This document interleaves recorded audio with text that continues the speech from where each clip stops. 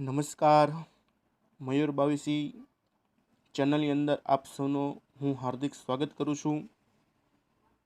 વિદ્યાર્થી મિત્રો, આપણે ધોરણ 8 ચેપ્ટર નંબર 6 માનવ સંસાધન વિશેની આપણે ચર્ચા વિચારણા કરતા હતા, જેની અંદર વસ્તી વૃદ્ધિ અને વસ્તી વૃદ્ધિના કારણો વિશેની આપણે માહિતી તમને આપી હતી. વિદ્યાર્થી મિત્રો, આજે જોવા જઈએ તો ભારતની વસ્તી છે એ ચાર્ટની અંદર તમને મેં બતાવવામાં આવેલી હતી કે જે કહેવાય છે કે મૃત્યુનું પ્રમાણ છે એ ત્યારે વધુ હતું અને ત્યારે વસ્તી વધારો દેખાતો ન હતો. પણ હવે પછી એવું કહેવાય છે કે થોડાક સમય જતાં 1901થી આપણી વસ્તી ગણતરી શરૂ થઈ હતી અને હાલ 2011 સુધી આપણી વસ્તી ગણતરી કરવામાં આવી હતી. તો એમાં સતત ને સતત ક્યાંક વસ્તી શું થઈ છે, વધતી ગઈ છે. શું થઈ છે વિદ્યાર્થી મિત્રો? વધતી ગઈ છે. તો એના વિશે હવે આપણે આગળ ભણશું. તો અહીંયા તમને કંઈક જાણવા જેવું વિદ્યાર્થી મિત્રો આપવામાં આવેલું છે કે દરેક કુટુંબ કે સમાજ માટે નાના કુટુંબની આદર્શ ભાવના છે, તેની ચર્ચા કરી અને નોંધ તૈયાર કરો. તો આપણે એવું કુટુંબ અત્યારે જોઈએ તો કે દરેક કુટુંબની અંદર નાનું કુટુંબ હોય છે અને આદર્શ કુટુંબ હોય છે. આ છે પહેલાના સમય જેટલું મોટું કુટુંબ આપણે જોવા મળતું નથી. સમાજમાં વ્યાપ્તતા, અંધશ્રદ્ધા, વહેમ, રૂઢિ પરંપરાઓ, નિરક્ષરતા દૂર કરવા આપણે ઘણી બધી પ્રક્રિયાઓ કરતા હોઈએ છીએ અને આજે આનાથી આપણે શું થયા છે, બહાર થયા છે, કે જેનાથી આપણે એને શું કરીએ છીએ, કોઈ એવી ભ્રમણતાની અંદર માનતા નથી, બરાબર છે, જેનાથી આપણે આવું એને દૂર થયા છે. ત્યાર પછી આપણે જે જોવાનું છે વિદ્યાર્થી મિત્રો, એ આપણો મોસ્ટ આઈએમપી પ્રશ્ન, એટલે એમાંથી ઘણા બધા પ્રશ્નો આપણે પૂછાઈ શકે કે 1901થી 2011 દરમિયાન ભારતની જનસંખ્યાની સ્થિતિનું અર્થઘટન કરો. એટલે આપણે એવું કહેવાય છે કે 1901થી આપણી વસ્તી ગણતરી શરૂ કરવામાં આવી હતી, બરાબર છે. ત્યારે ભારતની કુલ જનસંખ્યા કેટલી હતી, બરાબર છે, એનો વધારો ઘટાડો કેટલો થતો હતો, ટકાવારીમાં થયેલા ફેરફાર અને વાર્ષિક વૃદ્ધિમાં થતો ફેરફાર એ પણ તમને ટકાની અંદર દર્શાવવામાં આવ્યો છે. વિદ્યાર્થી મિત્રો, અહીંયા તમને વર્ષ આપવામાં આવેલા છે, અહીંયા કુલ જનસંખ્યા ભારત દેશની આપવામાં આવેલી છે, અહીંયા એની અંદર થતો વધારા વિશેની વાત કરવામાં આવી છે અને એ વધારો છે એ ટકાવારીમાં તમને દર્શાવવામાં આવેલો છે અને તે વાર્ષિક વૃદ્ધિ દર કે દર વર્ષે કેટલો વધે છે, બરાબર છે, દર 10 વર્ષે એ પણ તમને અહીંયા ટકાવારીમાં બતાવવામાં આવેલો છે. તો જોઈએ વિદ્યાર્થી મિત્રો, વાત કરીએ તો કે 1901થી 2011 દરમિયાન ભારતની જનસંખ્યાની વાત કરીએ તો અત્યારથી વખત તમે જુઓ તો કે 7 વખત કહેવાય છે કે આ વસ્તી ગણતરી હાથ ધરવામાં આવી છે, બરાબર છે. 1901થી 1911, 1921, 1931, 1941, 1951, 1961, 1971, 1971, 1991, 2001 અને 2011, 8 વર્ષ એટલે કે 8 દશકા થઈ ગયા, બરાબર છે, કે જે 7 દશકા કે જેની આપણે શું કરી શકીએ તો કે વસ્તી ગણતરી થઈ ચૂકી છે. તો છેલ્લે 2011ની અંદર ભારતની વસ્તી 121 જેટલી વસ્તી આપણી ભારત દેશની હતી, એટલે 1,210,193,442ની જનસંખ્યા આપણા ભારત દેશની ત્યારે તમને જોવા મળતી હતી. ત્યારે એની અંદર વસ્તીમાં વધારો થયેલો છે 181,455,896 જેટલો છે એ વધારો, 986 જેટલો વધારો છે એ ત્યારે ભારત દેશની અંદર વસ્તીમાં વધારો થયેલો તમને જોવા મળી રહ્યો છે અને કહેવાય છે કે 17.6 જેટલો અત્યારે ટકાવારીમાં વધારો થયો હતો અને 1.6 જેટલો વાર્ષિક વૃદ્ધિ દરની અંદર વધારો કરવામાં આવ્યો હતો. તો આ રીતે ભારતની 1901થી લઈ અને 2011 સુધીમાં સતત ભારતની વસ્તી છે એ તમે જુઓ છો અહીંયા કે સતત તમને શું થાય છે, વધતી જતી તમને જોવા મળી રહી છે. તો વિદ્યાર્થી મિત્રો, ફરીથી ઘરે હો ત્યારે ચોપડીની અંદરથી આ મુદ્દો છે બરાબર છે. પાકી બુકની અંદર લખવું, આંકડાકીય માહિતી છે વ્યવસ્થિત લખવી, જેના કારણે તમને કોઈ પ્રશ્ન ન રહે. આ કોષ્ટકના નીચે કેટલાક પ્રશ્નો આપેલા છે, તો એ પ્રશ્નોનું આપણે સોલ્યુશન મેળવ્યું વિદ્યાર્થી મિત્રો. તો પહેલા પ્રશ્નમાં એવું કીધું છે કે કયા દાયકામાં વસ્તીમાં વધારો કે ઘટાડો થયેલ છે તે નોંધો. કયો દાયકો? દાયકો એટલે કે 10 વર્ષનો સમય. બરાબર છે કે 1901 થી વાત કરીએ તો 1911 સુધીનો એક દસકો કહેવાય. બરાબર છે. પછી 1911 થી 1921 નો એક દસકો કહેવાય. એમ 10 વર્ષનો એક સમય એટલે એને શું કહેવાય છે? દસકા તરીકે ઓળખવામાં આવેલ. તો કયા દાયકામાં, બરાબર છે, કયા દાયકામાં વસ્તી વધી હતી અને ઘટી હતી? તો આપણે કહી શકીએ તો કે 1911 થી 1921ના દાયકામાં વસ્તીમાં ઘટાડો થયો હતો. બરાબર છે. 1911 થી વાત કરીએ. ક્યાંથી વાત કરવાની છે? 1911 થી લઈ, કેમ કે અહીંયા માઇનસ પદ આપેલા હશે, તમને જોજો કોષ્ટકમાં. બરાબર છે. શું થઈ છે? 1911 થી લઈ અને 1921નો જે સમયગાળો છે એમાં વસ્તી દરમાં ઘટાડો થયો હતો, અને બાકી બધા જ દાયકામાં વસ્તીમાં શું થયેલો છે? વધારો થતો તમને જોવા મળે છે. તો અહીંયા આપણે કોષ્ટકની અંદર જોઈએ તો જોઈએ વિદ્યાર્થી મિત્રો, ક્યાંથી કીધું હતું? તો કે 1911 થી 1921 દરમિયાન વસ્તીમાં અહીંયા શું થયેલો છે? ઘટાડો. કેમ કે અહીંયા 13 લાખ, બરાબર છે, 13,697,00,000, બરાબર છે, અને 0.63 જેટલી સંખ્યા હતી. તો નીચે તમને માઇનસની અંદર સંખ્યા તમને દેખાડવામાં આવેલી છે, એટલે અહીંયા વસ્તીની અંદર ઘટાડો થયો છે એવું આપણે ખબર પડી શકે છે. બાકી એક પણ દાયકાની અંદર વસ્તી ઘટી નથી. આ એક જ વર્ષની, આ એક જ દાયકાની અંદર શું થાય છે? વસ્તીની અંદર ઘટાડો થતો તમને જોવા મળ્યો છે. બીજા પ્રશ્ન ઉપર જોઈએ તો કે કયા દાયકામાં સૌથી વધારે વસ્તી વધારો થયેલ છે અને તેનું શું કારણ હોઈ શકે છે? વિદ્યાર્થી મિત્રો ખાસ કરીને સાંભળજો, એટલે જેથી કરી આપણે પ્રશ્નનું સોલ્યુશન આવી શકે. કયા દાયકામાં સૌથી વધારે વસ્તી વધારો થયેલો છે અને તેનું શું કારણ હોઈ શકે? તો જોઈએ વિદ્યાર્થી મિત્રો, તો કે 1951 થી, ક્યાંથી વાત કરી છે મિત્રો? 1951 થી અને 1961 એ દાયકાની અંદર કહેવાય છે કે સૌથી વધારે વસ્તી વધારો થયેલો છે. બરાબર છે. શું થયેલું છે? વસ્તી વધારો થયો છે. અને આ દાયકામાં લોકોના જીવન ધોરણમાં થયેલો સુધારો, સરેરાશ આયુષ્યમાં થયેલો વધારો અને મૃત્યુ દરમાં થયેલો ઘટાડો એ વસ્તી વધારાનું મુખ્ય કારણ બની શકે છે. ત્યારે મૃત્યુ દરમાં સતત ઘટાડો થતો હતો, વસ્તી વધારોમાં વધારો થતો હતો, બરાબર છે, લોકોના જીવન ધોરણ છે એમાં સુધારો થતો હતો, અને જેનું જે સરેરાશ જે આયુષ્ય હતું એ આયુષ્યની અંદર વધારો થતો હતો, જેના કારણે કહી શકાય કે વસ્તી વધારાના મુખ્ય કારણો છે. ત્યાર પછીના ત્રીજા મુદ્દા ઉપર કીધું છે કે કયા દાયકામાં વસ્તી ઘટાડો થયેલો છે, તેનું પણ શું કારણ હોઈ શકે? તો હમણાં જ આગળ આપણે વાત કરી ગયા કયા દાયકાની અંદર વસ્તી ઘટાડો થયો હતો. તો કે આપણે વાત કરી હમણાં તો કે 1911 થી 1921નો જે સમયગાળો છે તે દાયકાની અંદર વસ્તીમાં ઘટાડો થયો હતો. તો કહી શકાય કે 1911 થી 1921ના સમયગાળામાં શું ઘટના બની હશે તો જેના કારણે વસ્તી ઘટી હશે? તો કહી શકીએ એ દાયકામાં પહેલાં તો વિશ્વયુદ્ધના કારણે ભારતમાં સર્જાયેલી જે મોંઘવારી હતી, અછત હતી, ગરીબી કે દેશમાં પડેલો જે દુકાળ હતો, ભૂખમરો અને પ્લેગની મહામારી, પ્લેગ એટલે રોગનું નામ છે, એ મહામારીના કારણે ઘણા લોકો શું પામ્યા હતા? તો કે મૃત્યુ પામ્યા હતા. પરિણામે આ દાયકામાં વસ્તીમાં ઘટાડો થયો છે. ફરીથી સમજીએ, 1911 થી 1921ના દાયકામાં વસ્તીમાં ઘટાડો થયો હતો, એ આપણે સ્પષ્ટ રીતે જાહેર કરી દીધું. શેના કારણે થયું હતું? તો જોઈએ તો કે વિશ્વયુદ્ધના કારણે ભારતમાં સર્જાયેલી મોંઘવારી, અછત કે ગરીબી અને દેશમાં પડેલો દુકાળ, ભૂખમરો કે પ્લેગ નામના રોગની મહામારી વગેરેના કારણે ઘણા લોકો શું થયા હતા? મૃત્યુ પામ્યા હતા, જેના કારણે કહી શકાય કે દેશમાં વસ્તી ઘટી હતી. બરાબર છે. ત્યાર પછી ચોથો પ્રશ્ન જોઈએ તો કે છેલ્લા દાયકાનો વૃદ્ધિ દર ઘટવાના કયા કયા કારણો હોઈ શકે છે?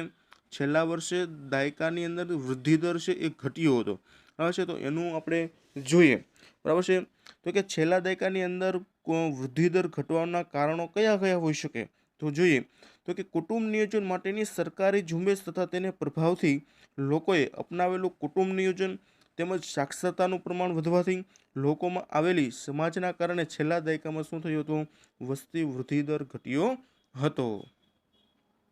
બરાબર છે વિદ્યાર્થી મિત્રો. હવે જોઈએ વસ્તી ગીચતા. શું આપેલી છે આપને? વસ્તી ગીચતા એટલે શું? તો એના માટે પણ આપણે ચોપડીની અંદર જોઈશું. બરાબર છે. તો કે વસ્તી ગીચતા એટલે શું? વિદ્યાર્થી મિત્રો, આપણે પહેલા વસ્તી ગીચતા વિશેનું વ્યાખ્યા છે એ આપણે આવડવી જરૂરી છે. તો જોઈએ વિદ્યાર્થી મિત્રો કે વસ્તી ગીચતા અને કઈ રીતે આપણે સમજી શકીએ. તો વસ્તી ગીચતાની વ્યાખ્યા આપણે એવું કહી શકીએ કે કોઈ પણ વિસ્તારના દર ચોરસ કિમીમાં વસતા લોકોની સરેરાશ સંખ્યાને તે વિસ્તારની વસ્તી ગીચતા કહેવામાં આવે છે. આપણે ચોપડીની અંદર એની વ્યાખ્યા પણ આપવામાં આવેલી છે. તો જોઈએ, કોઈ પણ નિશ્ચિત વિસ્તારમાં વસવાટ કરતી જનસંખ્યાનું પ્રમાણ એ વસ્તી ગીચતા દર્શાવે છે. આ એની વ્યાખ્યા છે. એક વાક્યના પ્રશ્નની અંદર આપણે પૂછાય છે. જેમાં દર ચોરસ કિમીએ સરેરાશ જેટલા લોકો વસવાટ થાય છે તેને વસ્તી ગીચતા કહી શકાય છે. બરાબર છે. વસ્તી ગીચતા 2 એ ભૌગોલિક, સામાજિક અને આર્થિક સ્થિતિ સાથે સંકળાયેલી હોય છે. કોની સાથે સંકળાયેલી હોય છે? તો કે વસ્તી ગીચતા છે એ ભૌગોલિક, સામાજિક અને કોની સાથે સંકળાયેલી છે? તો કે આર્થિક સ્થિતિ સાથે સંકળાયેલી છે એવું આપણે કહી શકીએ. કદાચ તમને કીધું હોય કે ભાઈ વસ્તી ગીચતા કઈ રીતે કયા કયા પરિબળોને અસર કરે છે, તો આપણે એના ઉપર પણ આગળ ચર્ચા કરશું. બરાબર છે કે વસ્તી ગીચતા કઈ રીતે થઈ શકે. તો આપણે જોઈએ કે એની વ્યાખ્યા આપણે આપવામાં કે દર પણ કોઈ નિશ્ચિત વિસ્તારમાં દર ચોરસ કિમીએ વસતા લોકોની સરેરાશ જનસંખ્યા અને તે વિસ્તારની વસ્તી ગીચતા તરીકે ઓળખવામાં આવે છે. વિદ્યાર્થી મિત્રો, અહીંયા તમને કુલ જાણવા જેવું તમને આપવામાં આવ્યું છે. તો ભાઈ સમગ્ર વિશ્વ, બરાબર, ઉદાહરણ તરીકે આપ્યું છે સમગ્ર વિશ્વ કુલ મિલિયનની અંદર વસ્તી આપવામાં આવી છે. એટલે 1 મિલિયન એટલે 10 લાખ. 1 મિલિયન એટલે કેટલા થશે? 10 લાખ લોકો થશે. 2008ની વાત કરવામાં આવી છે તો કે ત્યારે 2008માં કુલ વસ્તી મિલિયનમાં કેટલી હતી? તો કે 6,749.7 મિલિયન. બરાબર છે. ત્યારે એની સરેરાશ વૃદ્ધિ દર કેટલી હતો? તો કે 1.2. કુલ ઉત્પાદકતા દર કેટલો હતો? તો કે 2.54. બાળ મૃત્યુ દર 1000 કેટલો હતો? તો કે 49 જેટલો હતો. સરેરાશ આયુષ્ય વર્ષમાં કેટલો હતો? તો કે પુરુષમાં 65 વર્ષ હતી અને સ્ત્રીઓમાં 69 જેટલી ઉંમર હતી કે જે એટલા વર્ષ તેઓ જીવી શકતા હતા. પછી વાત કરીએ તો કે વિકસિત દેશો. તો વિકસિત દેશ કોને કહેવાય? કે જે સદ્ધર દેશ છે એને વિકસિત કહેવાય. તો એની મિલિયનમાં આપી છે તો કે 1226.3 મિલિયન. બરાબર છે. 0.3 દર વૃદ્ધિ દર સરેરાશ હતો. કુલ ઉત્પાદકતા 1.60 જેટલી હતી. એનો મૃત્યુ દર કેટલો હતો? કે 7% જેટલો હતો. દર 1000 7% બાળકો મૃત્યુ પામતા હતા. જ્યારે આયુષ્ય એનું કેટલું હતું? તો કે 73 વર્ષનું હતું. બરાબર છે. સરેરાશ આયુષ્ય 73 વર્ષનું. બરાબર છે. ત્યાર પછી સ્ત્રીનું તો કે 80 વર્ષનું હતું. વિકસશીલ દેશો એટલે કે ભારત જેવા દેશો કે વિકાસશીલ દેશની અંદર આવે છે.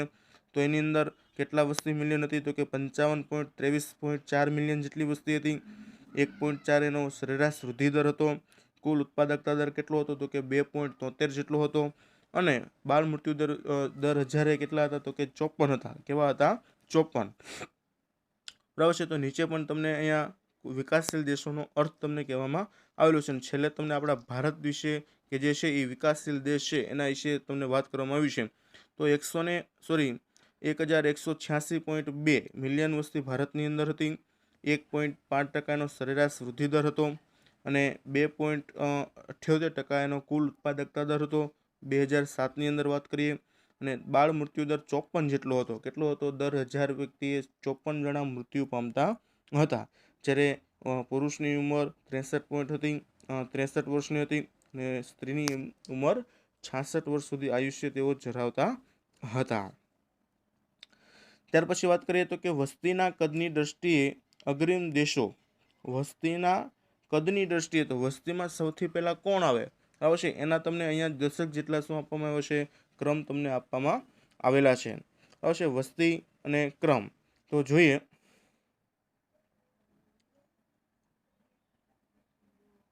વાત કરવામાં આવી છે 2018ની, સોરી 2008ની વાત કરવામાં આવી છે.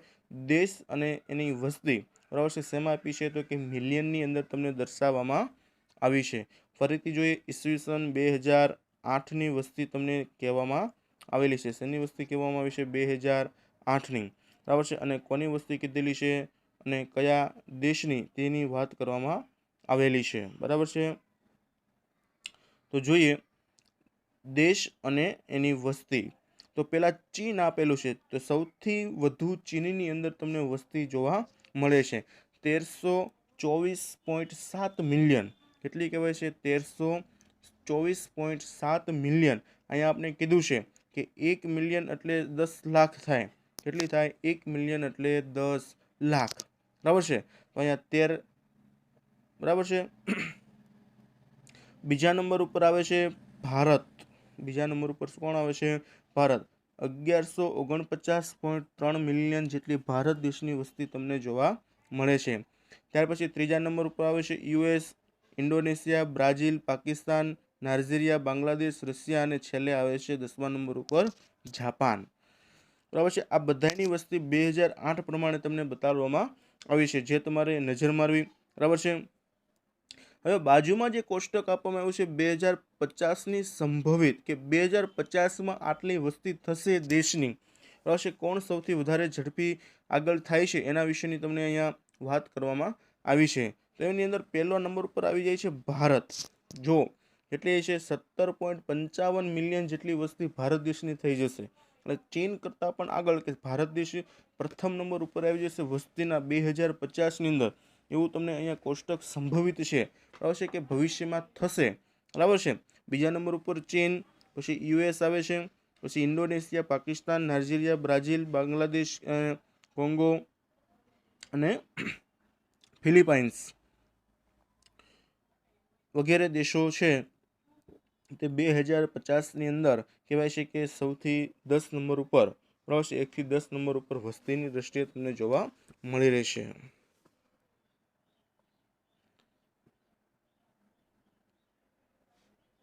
દુનિયાના બધા જ દેશોમાં વસ્તીમાં વિવિધ પ્રમાણે છે, વસ્તીના વિવિધ પ્રમાણે તમને જોવા મળી રહી છે. આપણા દેશમાં પણ વિવિધ પ્રદેશ કે વિસ્તારમાં વસ્તીનું પ્રમાણ સરખું નથી હોતું. નદી કિનારાના મેદાનો, ઔદ્યોગિક વિસ્તારો, મુક્ત ત્રિકોણ પ્રદેશોના ફળદ્રુપ વિસ્તારો વસ્તી ગીચતા તમને વધારે જોવા મળે છે. જ્યારે પહાડી પ્રદેશો હોય, રણ પ્રદેશ હોય કે અન્ય વિસ્તારોમાં જે તે પ્રદેશની પ્રતિકૂળતા પ્રમાણે વસ્તી ગીચતા તમને ક્યાંક કેવી જોવા મળે છે, તો કે ઓછી જોવા મળે. આપણે વિસ્તાર વાઇઝ પ્રમાણે વસ્તી ગીચતા તમને વધારે જોવા મળે છે, બરાબર છે. જ્યારે દુનિયાના બધા દેશોમાં વસ્તીના વિવિધ પ્રમાણ તમને જોવા મળે છે. જ્યારે આપણા દેશમાં પ્રદેશ કે વિસ્તારમાં વસ્તી પ્રમાણ માળખું સરખું હોતું નથી. નદી કિનારાના મેદાનો હોય, ઔદ્યોગિક વિસ્તારો હોય અથવા મુક્ત ત્રિકોણ પ્રદેશો હોય તો ત્યાં તમને વસ્તીનું માળખું તમને વધારે જોવા મળે. તો કેવા વિસ્તારમાં વસ્તી વધુ જોવા નથી મળતી, તો કે પહાડી વિસ્તારો હોય, રણ વિસ્તાર હોય, બરાબર છે, અથવા જ્યાં પ્રતિકૂળતા ન આવતી હોય તેવા વિસ્તારો હોય તો ત્યાં વસ્તી ગીચતા તમને ઓછી જોવા મળે છે. બાજુમાં તમને નકશો પણ દેખાડવામાં આવ્યો છે કે વસ્તી ગીચતાના 5 મોટા રાજ્યો અલગ રંગ પૂરીને દર્શાવવાના છે, બરાબર છે. બાજુની અંદર તમને નકશો પણ આપવામાં આવેલો છે કે કયા રાજ્યની અંદર કેટલી વસ્તી છે, એ વસ્તી તમને દેખાડવામાં આવેલી છે. તો બાજુની અંદર જેમાં શું કીધું છે, વસ્તી ગીચતાના 5 મોટા રાજ્યો, બરાબર છે, એની અંદર અલગ અલગ રંગ પૂરીને તમારે દર્શાવવાનો રહેશે. એટલે તમારે પહેલાં 29 રાજ્ય છે એની સામે રાજ્ય લખવાના છે અને એની અંદર તમારે સામે શું કરવાના છે, એટલામાં જો આ રીતે તમારે કરવું હોય તો આપણે આ રીતે કરી શકીએ કે 5 મોટા રાજ્ય એમાંથી આપણે ગોતી શકીએ જેની આપણે વસ્તી લખી શકતા હોઈએ છીએ, બરાબર છે. હવે જોઈએ વિદ્યાર્થી મિત્રો કે વસ્તી ગીચતા પર અસર કરતા પરિબળો. તો કયા કયા પરિબળો છે, તો કે જોઈએ વસ્તી ગીચતા પર અસર કરતા પરિબળો. વિદ્યાર્થી મિત્રો પરીક્ષાની અંદર પૂછાય છે, જેથી કરી આપણે મોઢે કરવું, પાકું કરવું, બરાબર છે। આવનાર પરીક્ષાની અંદર આ ચેપ્ટર આપનો મોસ્ટ આઈએમપી ગણાય છે, બરાબર છે। વસ્તી ગીચતા પર પર્યાવરણના વિવિધ પરિબળો અસર થાય છે, જેમ કે સ્થળની ઊંચાઈ, ઠંડી ગરમીનું પ્રમાણ, આબોહવા, ભૂપૃષ્ઠ, પાકો, ખનિજ, પાણી, ઉર્જા તથા પ્રાપ્તિ ઉપરાંત પરિવહન, સંદેશા વ્યવહાર, સુવિધા, શિક્ષણ, આરોગ્ય, ઔદ્યોગિકરણ, રોજગારીની તકો, શહેરીકરણ તેમજ અદ્યતન ટેકનોલોજી એ આર્થિક વિકાસ વૃદ્ધિ પણ વસ્તી ગીચતા સાથે સંકળાયેલું છે। આ બધી જ થકી શું છે, વસ્તી ગીચતાથી જોડાયેલું છે। તો વિદ્યાર્થી મિત્રો, આપને ખબર પડે કે વસ્તી ગીચતા પર પર્યાવરણના ઘણા બધા પરિબળો છે એ અસર કરતા તમને જોવા મળે છે, જેમ કે સ્થળની ઊંચાઈ હોય, ઠંડી ગરમીનું પ્રમાણ કેટલું હોય, આબોહવા કેવું હોય, ભૂપૃષ્ઠ એટલે કે જમીન કેવી હોય, પાક કેવા હોય, ખનિજ સંપત્તિ કેવી હોય, પાણી કઈ રીતનું હોય, ઉર્જા એટલે કે જે આપણે ઉર્જા સ્તર મળે છે તે કઈ રીતના હોય, અથવા પરિવહન, સંદેશા વ્યવહાર, આરોગ્ય, શિક્ષણ વગેરે, અથવા ઔદ્યોગિકરણ કેવું હોય છે, શહેરીકરણ કેવું હોય છે વગેરે થકી વસ્તી વૃદ્ધિ પણ શું થાય છે, વસ્તી ગીચતા તમને જોડાયેલી તમને જોવા મળી રહી છે। તો આ હતા વસ્તી ગીચતા પર અસર કરતા પરિબળો કે જે આપણે ભારતની અંદર તમને જોવા મળે કે સૌથી વસ્તી ગીચતા જે વધે છે એના આટલા મુખ્ય પરિબળો તમે જોઈ શકો છો। હવે નદી કિનારાના અને મુક્ત ત્રિકોણ પ્રદેશવાળા ફળદ્રુપ જે વિસ્તારો છે, ઔદ્યોગિક વિસ્તારો છે, ધાર્મિક સ્થળો છે વગેરેમાં ગીચ વસ્તી તમને જોવા મળે છે। ઊંચા પર્વત હોય, ખૂબ અસમતુલ ભૂપૃષ્ઠ હોય, બહુ ભારે વરસાદ પડતો હોય, ગીચ જંગલો હોય, દલદલવાળા એટલે કે કાદવ કીચડવાળા જંગલો હોય, ખારોપાટ હોય, તો ત્યાં તમને શું જોવે છે, વસ્તી ગીચતા ઓછી જોવા મળે છે। તો આ એના મુખ્ય પરિબળો છે, બરાબર છે। તો એવું આપણે કહી શકીએ કે જ્યાં વસ્તી ગીચતાને અસર કરતા પરિબળો તમને જોવા મળે છે। વિદ્યાર્થી મિત્રો, અહીંયા સુધી રાખીએ। અહીંયા સુધી જો કોઈ પ્રશ્ન હોય તો વિડીયોના કોમેન્ટ બોક્સની અંદર કરવો, જેથી કરી તેનું આપણે સોલ્યુશન લાવી શકીએ। જય હિન્દ વિદ્યાર્થી મિત્રો।